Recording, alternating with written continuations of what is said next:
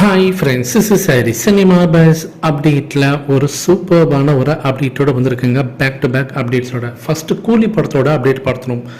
கூலி படத்தில் ரஜினி சாருக்கு பார்த்தினாக்கா நம்ம ஏற்கனவே சொல்லியிருந்தோம், அவர் வேறு லெவலில் கலக்க போகிறாரு. குறிப்பாக வில்லனிசமில் பார்த்தினாக்கா மிரட்ட போகிறாருன்றது நம்ம ஏற்கனவே சொன்ன விஷயம்தான்.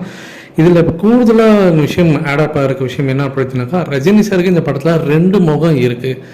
என்ன விஷயம் அப்படின்னு பார்த்தீங்கன்னா, ஒரு பக்கம் ரொம்ப ஃபன்னியான ஒரு சைடு, ரொம்ப ஜாலியாக ஜோவியலாக இருக்கக்கூடிய ஒரு தலைவரை நம்ம பார்க்க போகிறோம்.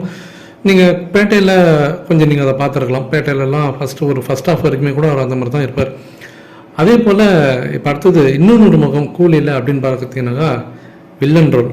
ஸோ ரஜினி சார் நெகட்டிவ் ஷேடில் புகுந்து விளையாடி இருக்காங்க அந்த படத்தில். வேறு லெவலில் இருக்கும். அவருக்கு அவார்டு கிடைச்சா கூட ஆச்சரியப்படுறதுக்கு இல்லை, அந்த அளவுக்கு வில்லனிசம் பயங்கரமாக மிரட்டி இருக்காரு அப்படின்ற மாதிரி சொல்லியிருக்காங்க. இந்த படத்தில் கூடுதலாக பார்த்தீங்கன்னாக்கா நம்ம ஏற்கனவே சொன்னதான் ஃப்ளாஷ்பேக் காட்சிகள் இருக்குது. கிட்டத்தட்ட ஒரு 15 நிமிஷம் வரக்கூடிய ஒரு ஃப்ளாஷ்பேக் காட்சிகள்.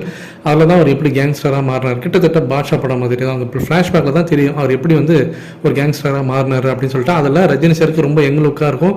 அதில் ஒரு சில சீன்கள்லாம் பார்த்தீங்கன்னாக்கா ஏஐ யூஸ் பண்ணியிருக்கிறதாக தகவல் வந்திருக்கு. அடுத்தது செகண்ட் அப்டேட் என்ன அப்படின்னு பார்க்கும்போது, நம்ம ஜெயிலர் செகண்ட் பார்ட் படத்தோடைய ஷூட்டிங் பார்த்தீங்கன்னா ரொம்ப பரபரப்பாக நடந்துருக்கு. கேரளா, கோயம்புத்தூர், ஸோ அந்த ஸ்டேட் பார்டரில் இருக்கக்கூடிய இடங்களை ஒட்டி பார்த்தீங்கன்னா இந்த படத்தோட ஷூட்டிங் நடந்துருக்கு. ரஜினி சார் கலந்துருக்கு நமக்கு தெரியும். இப்போ லேட்டஸ்டான அப்டேட்னா, இந்த படத்தில் ஃபகத் ஃபாசில் அவர்கள் இணைய போகிறதாக இப்போ லேட்டஸ்டான தகவல் இப்போ ஆன்லைன் சோஷியல் மீடியாவில் கோலிவுட் கசிஞ்சிருக்கு.